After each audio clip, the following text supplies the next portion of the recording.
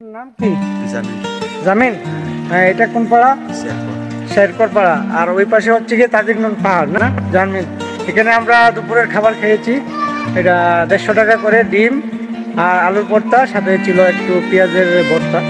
তো দাদা খুব ভালো রান্না করে, খুব ভালো খেয়েছি। আবার আসবো, হ্যাঁ? আচ্ছা, দেখা হবে। ওকে, দেখা হবে। আপনি যদি বান্দরবান ঘুরে না দেখেন তাহলে বাংলাদেশের কিছুই দেখবেন না।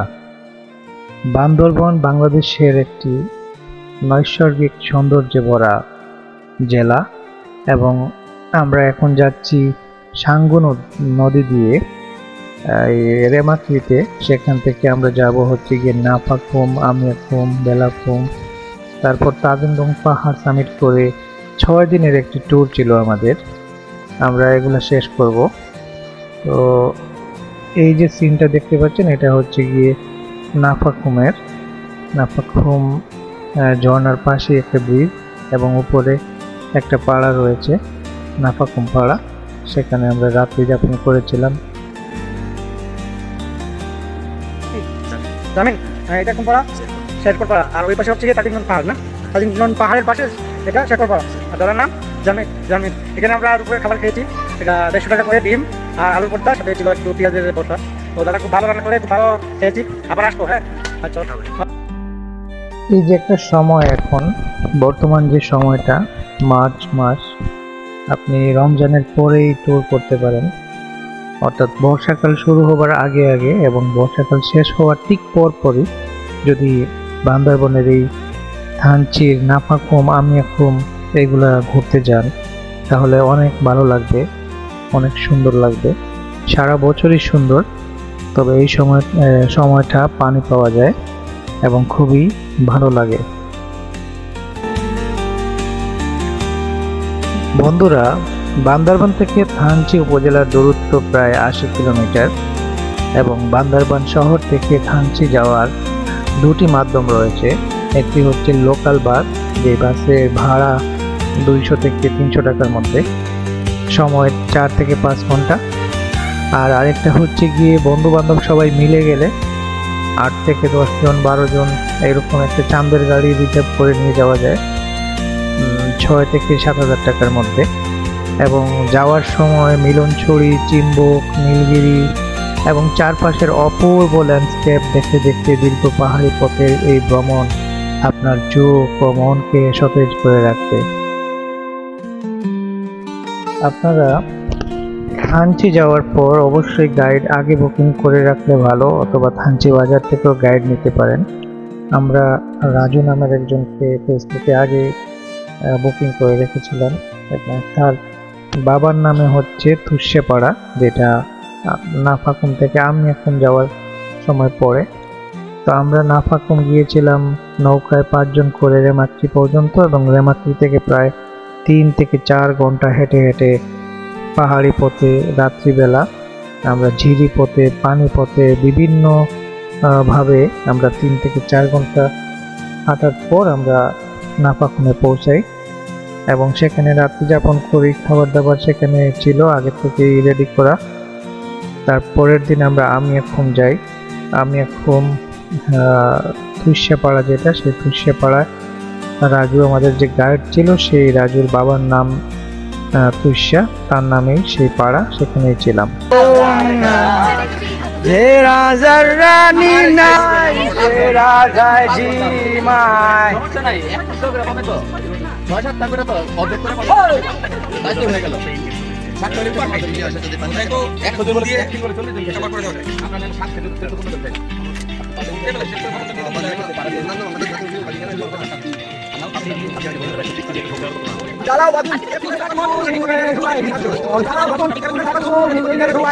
রাস্তার ধারে চায়ের দোকানে, রাস্তার ধারে চায়ের দোকানে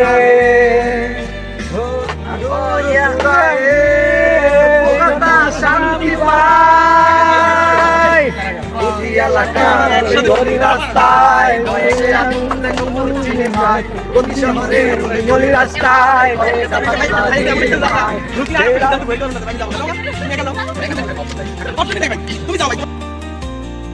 বান্দরবানের পাহাড়ি গ্রামগুলা দিয়ে যখন হেঁটে যাচ্ছিলাম, বাড়ির গঠন ও পাড়ার কাঠামো আমাকে খুবই ভাবিয়ে তুলেছে। এখানকার প্রতিটি বাড়িতে একটি করে মাচা, যেগুলোতে বসে বাড়ির কর্তা, বাবা, মা তারা কাজ করে এবং অন্যান্য সদস্যরা বসে একসাথে গল্প করে, খেলাধুলা করে, গান গায়, জুম চাষ যেগুলো বলে, এগুলা করার পর সবাই একসাথে বসে খাবার দাবার খায়। এগুলা খুবই ভালো লাগছিল, খুবই সুন্দর লাগছিল। তাদের পরিবেশ, সমস্যা নাই তো। তাদের প্রত্যেকটি পাহাড়ের সুন্দর সুন্দর বাড়ি, খাওয়া দাওয়া পরিষ্কার, বাড়ির আঙ্গিনা গোছানো, তারপর হচ্ছে কি বাড়ির গাছগুলো, পাড়াগুলো খুব সুন্দর করে সাজানো। এবং বড়দের এখানে একটা সবাই মান্য করে চলে। তারপর তরুণ যারা আছে তারা সবাই মিলে খেলাধুলা করে। মানে যান্ত্রিক আমাদের যে একটা জঞ্জাটে ভরা এই জীবন, আমরা বাংলাদেশের যে নাগরিক যারা আছি, আমাদের কাছে মনে হয় যে এটা আলাদা একটা দুনিয়া। এই যে ঝিরিপথ বা বিভিন্ন পাহাড়ের দুই পাহাড়ের মধ্যে ঝিরিপথ, এই ঝিরিপথ গুলো পাড়ি দিয়ে অনেক কষ্ট করে শহরে আসতে হয়, দেখো না কেউ, অনেক কষ্টের একটা জীবন সেখানে মনে হচ্ছিল।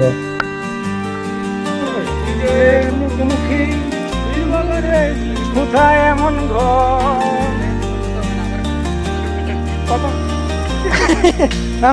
আপনারা মানাইবো ভালো,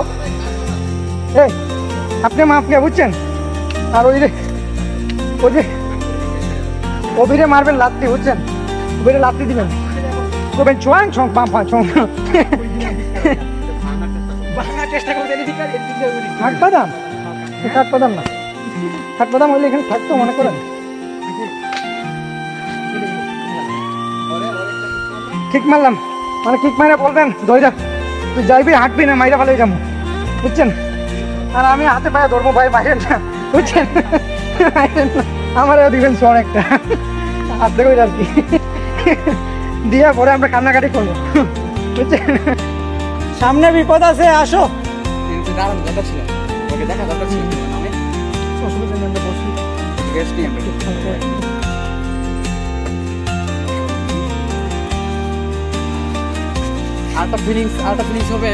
এই পাহাড় থেকে ফেরার পথে যতই নাগরিক যান্ত্রিক জীবনের দিকে এগোচ্ছিলাম, মনে হচ্ছিল শরীরটা আর টানছে না।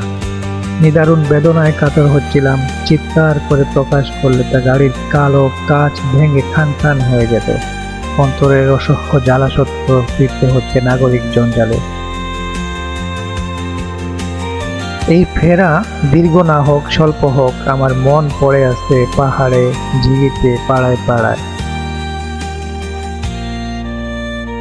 ওকে ওকে ওকে ভাই,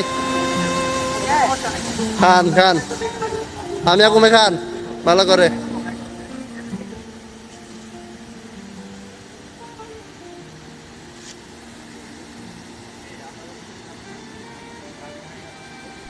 আমি এখন জলপ্রপাতে যেতে অনেক কষ্ট, কিন্তু যাবার পর যে একটা প্রশান্তি মিলে সেটা বলে বোঝানো সম্ভব না। আমরা এখানে কলা পাতায় মুরগি দিয়ে এবং ডাল দিয়ে ভাত খাচ্ছিলাম, জুম চাষের ভাত। এবং পরবর্তীতে আমরা রাতে একটি পাড়া, এটা হচ্ছে গিয়ে ফুরসে পাড়া, সেখানে রাত্রি যাপন করেছিলাম। রাতের খাবারও ছিল অনন্য, চমৎকার বাম্বু চিকেন। তো যারা বাংলাদেশ ঘুরে দেখতে চান, আমার মনে হয় যদি আপনি বান্দরবন না ঘুরেন, সম্পূর্ণ বান্দরবন ঘুরতে হলেও প্রায় 1 মাস সময় লাগবে। মানে পুরো বান্দরবন যদি আপনি না ঘুরেন তাহলে বাংলাদেশে আসলে কিছুই ঘোরা হবে না। তাই যারা ঘুরতে ভালোবাসেন, আমি বলবো যে কোনো সময় সুযোগ পেলে 5 দিন 7 দিনের প্যাকেজ করে চলে যান বান্দরবনে। ইচ্ছাপাড়াতে আপনারা দুদিন যখন আছে আমি অনেক আপনারা তো আমাদেরকে কোনো ক্ষতি করে নাই, কোনো অসুবিধা করে নাই, আপনাদেরও আমরা কোনো অসুবিধা করি না। আমি অনেক ধন্যবাদ। আমরা অনেক খুশি হয়েছি এখানে এসে, আমরা মনে হচ্ছে আমরা মেহমান আসছি। হ্যাঁ, আমার অনেক আদর মেহমান, যত্ন করছেন। আমি আপনাদেরকে অনেক খুশি, ধন্যবাদ। হ্যাঁ, ধন্যবাদ, আপনাকেও ধন্যবাদ। আমরা আবার আসবো। হ্যাঁ, ঠিক আছে, ঠিক আছে। আজকে ভালো থাকবেন।